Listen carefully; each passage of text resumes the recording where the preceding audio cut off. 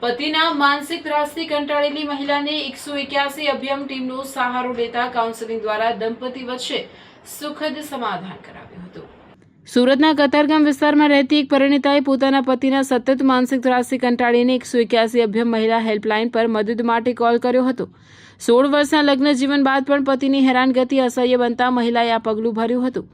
મહિલાએ જણાવ્યું હતું કે તેમના પતિ નાની નાની બાબતોમાં ઝઘડો કરીને અપશબ્દો બોલતા, પગારના પૈસા પડાવી લેતા, એટીએમ કાર્ડ અને તિજોરીની ચાવી પોતાની પાસે જ રાખતા હતા। ઉપરાંત પિયર જવા પર રોકટોક અને ભૂતકાળના મુદ્દાઓ પર સતત શંકા કરી માનસિક ત્રાસ આપવામાં આવતો હતો।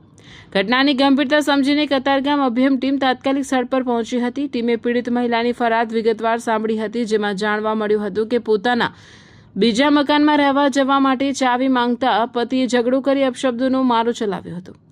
અભિયમ ટીમે સ્થળ પર જ મહિલાના પતિનું સઘન કાઉન્સેલિંગ શરૂ કર્યું હતું। ટીમે તેમને મહિલાના અધિકારો, કાયદાકીય જોગવાઈઓ અને ઘરેલુ હિંસાના ગંભીર પરિણામો વિશે સ્પષ્ટ સમજણ આપી હતી।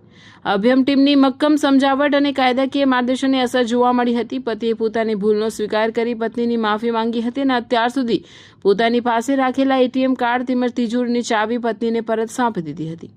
પતિએ ભવિષ્યમાં પત્ની અને બાળકો પ્રત્યેની જવાબદારી નિભાવવાની, તેમની સાથે પ્રેમથી વર્તવાની અને ક્યારેય અપશબ્દોનો પ્રયોગ નહીં કરવાની ખાતરી આપી હતી।